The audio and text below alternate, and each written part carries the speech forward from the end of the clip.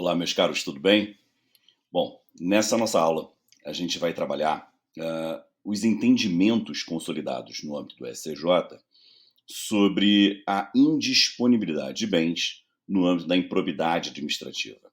Separei para vocês aqui os entendimentos mais relevantes e, é claro, aqueles que vão, em certa medida, conflitar ou confirmar o que consta na nova lei de improbidade administrativa. Então, meu objetivo aqui é fazer realmente um cotejo entre aqueles entendimentos que já estavam consolidados no âmbito do STJ, confrontando com as novas regras, digamos assim, procedimentais e processuais no âmbito da improbidade administrativa, claro, com o recorte referente à indisponibilidade. Tudo bem? Então a gente vai começar aqui, vou colocar na tela para vocês alguns desses entendimentos consolidados. Deixa eu ver só em que parte da tela eu vou ficar, para ficar melhor. Então vamos lá. Primeiro entendimento consolidado que eu separei para vocês aqui, ele versa sobre o alcance, de certa forma, o alcance patrimonial desse decreto de indisponibilidade.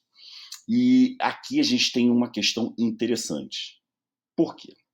A indisponibilidade, como vocês já sabem, ela não gera de forma alguma qualquer tipo de expropriação ou prévia expropriação. Na verdade, a indisponibilidade de bens, ela tem como finalidade precípua, percebam, finalidade precípua, garantir uma futura execução do julgado, claro, quanto ao aspecto meramente patrimonial. Dentro desse contexto, já era entendimento consolidado no âmbito do SCJ a possibilidade, ou melhor, a autorização para que a indisponibilidade de bens pudesse recair sobre bem impenhorável e bem de família. Então, o SCJ permitia que o decreto de indisponibilidade alcançasse bem de família e bem impenhorável. Tranquilo? Justamente com base nessa linha de argumentação que eu vos apresentei, segundo a qual a indisponibilidade não gera, a prioristicamente, qualquer expropriação.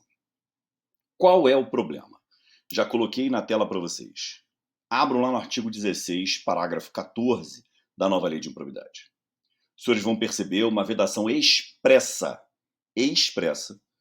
para que a indisponibilidade alcance bens de família e até mesmo bens impenhoráveis. Desde que o bem que seria objeto dessa indisponibilidade não seja fruto da vantagem patrimonial indevida. O que é óbvio, vocês vão ver que eu coloquei aí na parte final do slide. O que é uma obviedade. Imagina, o camarada se enriquece ilicitamente, adquire um bem imóvel, que é juridicamente qualificado como bem de família, e esse bem perdura em seu patrimônio, mesmo ele tendo adquirido de forma ilícita. Não faria o menor sentido. Então, nesse caso, se restar evidenciada essa ligação entre o bem de família e a sua forma ilícita de aquisição, zero problema, a gente pode trabalhar com o decreto de indisponibilidade. Então, fiquem atentos com esse cotejo. Segundo cotejo que eu trouxe para vocês, que a lei de improbidade não trata expressamente desse ponto, mas é um entendimento consolidado anterior à nova lei de improbidade administrativa. Qual é a ideia? A quem compete o ônus probandi? Veja, eu não me refiro ao ônus probandi do ato de improbidade administrativa. Não é isso? Sobre esse tema da inversão do ônus probandi, recomendo a leitura do artigo 17, parágrafo 19, inciso 2. Não é sobre isso que eu me refiro. Qual o ônus da prova ao qual eu me refiro aqui? E esse vai ser um tema polêmico, porque a nova lei de improbidade não tratou expressamente desse item. Qual seja? Se o Ministério Público requerer, na sua inicial, a indisponibilidade de bens, que de alguma forma não estejam diretamente relacionados, melhor dizendo, relacionados com o ato de improbidade praticado, qual é a questão que vai ser posta? A questão vai ser a seguinte: se o réu, em sua alegação, demonstrar que esse bem não tem nenhuma relação com a prática do ato de improbidade administrativa, poder-se-ia sustentar, e eu até concordo com essa linha de argumentação, poder-se-ia sustentar a impossibilidade desse decreto de indisponibilidade recair sobre tais bens. Perfeito. A discussão no RESP 1176-440 de Rondônia foi o seguinte: o tema discutido foi: a quem vai competir esse ônus da prova? Ao Ministério Público ou ao réu? Nesse julgado, o STJ, repito que já é um entendimento consolidado, o STJ entendeu que o ônus passa a recair sobre o réu. Então, ele que vai ter que demonstrar que esse bem não tem qualquer relação direta, ou seja, que ele adquiriu esse bem de forma lícita. Tudo bem? Mas, repito, fiquem atentos ao 17, parágrafo 19, inciso 2. Pode ser que o STJ estenda essa vedação do 17, parágrafo 19, inciso 2, ao ônus da prova aqui também na indisponibilidade. Beleza? Outro entendimento consolidado no STJ que traz uma questão relevante para vocês. Para o STJ, é plenamente possível que a indisponibilidade tenha um alcance superior ao valor apresentado pelo Ministério Público no bojo da sua inicial. Então, por exemplo, se na inicial o Ministério Público aponta como dano ao erário R$1 milhão e o decreto de indisponibilidade, aqui decreto eu falo no sentido lato, tá? Não é no sentido jurídico, decreto no sentido da decretação da indisponibilidade. Então, o decreto de indisponibilidade poderia alcançar valores que superam a ordem de R$1 milhão. Para o STJ, sim. Então, para o STJ, é plenamente possível que isso aconteça. E aí, percebam, o artigo 16, parágrafo 6º, da Lei de Improbidade Administrativa, vai em sentido diverso. Para o legislador, há a imperiosa necessidade de se observar o dano indicado na inicial. Porém, possibilitando a readequação desse valor. Então vejam, a prioristicamente, tem que ser observado o valor indicado na inicial, com a possibilidade de sua readequação. Fiquem atentos ao parágrafo 5º do mesmo artigo 16, porque vejam, mesmo que exista um litisconsórcio no polo passivo, ou seja, mesmo que exista mais de um réu, não será possível calcular esse valor superando o valor indicado na inicial. Então, mesmo, por exemplo, vamos imaginar, falei para vocês que o valor indicado na inicial era de R$1 milhão. Beleza. Temos 4 réus. Então, a indisponibilidade, de acordo com esse artigo 16, parágrafo 5º, não poderia superar o valor indicado na inicial, mesmo quando existir litisconsórcio. Então, mesmo quando existir litisconsórcio passivo, você vai ter que observar esse valor. Tudo bem, meus caros? Beleza? Então, voltando aqui. Deixa eu voltar aqui. Próximo. Uma outra questão que eu acho interessante, que eu acho... Assim, por que eu acho que esse ponto aqui é interessante? Por que eu mantive esse ponto na nossa aula?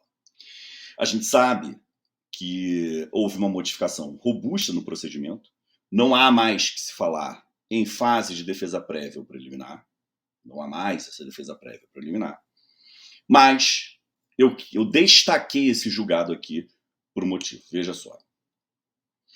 Para o STJ, isso é uma tese consolidada no STJ. Basta você olhar a tese 11 da edição 38. Para o STJ, é plenamente possível a decretação da indisponibilidade de bens antes do recebimento da inicial,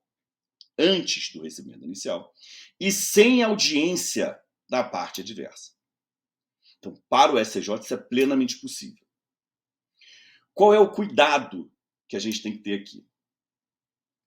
Com o advento da nova lei de improbidade, essa possibilidade do deferimento da indisponibilidade de bens antes do recebimento da petição inicial, ela continua sendo possível.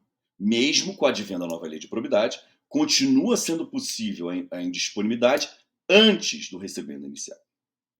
Porém, a regra procedimental com a nova lei é a prévia oitiva do réu. Tranquilo? Essa é a regra, que pode ser excepcionada diante das peculiaridades do caso concreto, mas a regra passa a ser a prévia oitiva do réu. Isso é no artigo 16, parágrafos 3º e 4º da nova lei de improbidade. Então fiquem atentos, melhor dizendo, porque antes do recebimento inicial continua sendo possível o deferimento da indisponibilidade. O que eu destaquei aqui? Não é esse o ponto. O ponto é, para o STJ, podia acontecer mesmo sem ouvir o réu. Beleza? Agora, pode acontecer sem ouvir o réu? Pode acontecer sem se ouvir o réu, sem o réu ser ouvido, desde que esteja lá nos standards do parágrafo 4º do artigo 16. Ok? Outro ponto. Aqui, eu acho que a gente vai ter um problema nessa letra E. Porque para o STJ, antes, obviamente, da nova lei de probidade, era plenamente possível o decreto da indisponibilidade com a demonstração em tese do dano ao erário e do enriquecimento ilícito do agente. Porém, se nos ativermos aos parágrafos 3º e 4º do artigo 16 da nova lei de improbidade, a gente pode trabalhar com a seguinte ideia. Primeiro, a urgência não pode ser presumida. A urgência não pode mais ser presumida. Tem que ser demonstrado, no caso concreto, o perigo de dano irreparável ou de risco ao resultado útil do processo, bem como da probabilidade da ocorrência do ato de improbidade. Por qual razão? Porque a indisponibilidade agora deixa de ser uma tutela da evidência e passa a ser uma tutela cautelar. Outro ponto. Para o STJ, isso era a tese consolidada no STJ, para o STJ, não haveria, na verdade não havia, a necessidade da comprovação, ainda que fosse ab início, da dilapidação patrimonial. Porque, repito, para o STJ, o periculum in mora estava implícito na própria norma. Não há mais esse periculum in mora implícito. Não há mais. Mesmo se usarmos a redação do artigo 37, parágrafo 4º da Constituição.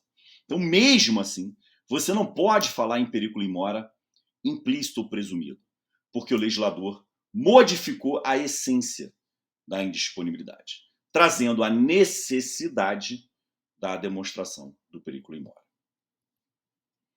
Mais um ponto. Apesar da nova lei de improbidade não conflitar diretamente com esse ponto, que ora ventilarei, mas esse é um ponto importante. O STJ ele tem um entendimento consolidado no sentido da possibilidade de o decreto de indisponibilidade recair sobre bens adquiridos antes da prática do ato de improbidade. Então não haveria a necessidade da indisponibilidade recair sobre bens adquiridos após a prática do ato. Poderia recair mesmo que os bens tivessem sido adquiridos antes da prática do ato de improbidade. Fechado, senhores? Tranquilo? A nova lei não dispõe expressamente sobre isso. Como ela não dispõe expressamente sobre isso, na minha opinião, esse entendimento ele pode ser mantido. Tranquilo? Outro ponto. E esse ponto aqui é uma questão que, para mim, ela é bem lapidar dessa modificação, dessas modificações, digamos assim, advindas com a nova lei de improbidade. Abram, por gentileza, no artigo 16, parágrafo 10 da lei de improbidade. Artigo 16, parágrafo 10 da lei de improbidade. Lá vocês vão ver que o legislador, de maneira expressa, a meu ver, uma previsão estapafúrdia, mas foi à vontade do legislador. O legislador, de forma expressa, determinou que a indisponibilidade não pode recair, repito, a indisponibilidade não pode recair sobre o valor da multa civil. Ainda que de forma eventual, não pode recair. Não pode abranger o valor da multa civil. Só que aqui a gente tem um problema. O STJ já tinha entendimento no sentido diverso. Para o STJ, esse decreto da indisponibilidade poderia garantir, inclusive, o valor da multa civil. Poderia garantir, inclusive, o valor da multa civil. Tanto é verdade que vou destacar aqui um julgado recentíssimo, muito próximo da nova lei de improbidade. Dá uma olhada. Vejam a data do julgado. Tema 1055. Data do julgado. Deixa eu me colocar em outro ponto aqui para ficar melhor para vocês verem. Data do julgado, 25 de agosto de 2021. Nesse julgado, o STJ não só permitiu, ou melhor, reconheceu a possibilidade da indisponibilidade recair sobre a multa civil, como também permitiu a indisponibilidade para os casos do artigo 11 da Lei de Improbidade Administrativa. Então vejam que aqui a gente passou a ter um problema, porque o STJ tinha acabado de decidir isso e veio o legislador e mudou a regra. Tudo bem? Outro ponto, que é um ponto interessante, que é, de novo, a gente volta na questão da readequação do valor. Lembram que eu falei no artigo 16, parágrafos 5º e 6º, mesmo nos casos de litisconsórcio? Qual é o cuidado? Para o STJ, a indisponibilidade pode recair sobre bens cujo valor global é superior àquele indicado na inicial. Fundamento relevante para esse julgado do STJ. Princípio da máxima efetividade da tutela coletiva. Não foi a linha seguida pelo legislador. O legislador, ao contrário, disse o seguinte, que você tem que usar como diretriz o valor estimado ou indicado na inicial. Tanto é verdade que o réu pode requerer, reparem, não é de ofício, hein? O réu poderá requerer substituição dessa indisponibilidade ou a sua readequação, ou seja, você pode readequar eventuais valores. Tudo bem? E por fim, você vai ver lá o artigo 16 de novo, parágrafo 5º, você vai ver o seguinte, que o STJ já reconhecia o que o legislador determinou aqui. O que o STJ já reconhecia? A possibilidade de readequação do valor, mesmo nos casos de solidariedade. Lembrando que aqui, na nova lei de improbidade, não há mais que se falar em solidariedade legal. O legislador, ele afastou essa possibilidade. Tudo bem? Tranquilo, meus caros? Então ficamos por aqui até uma próxima oportunidade.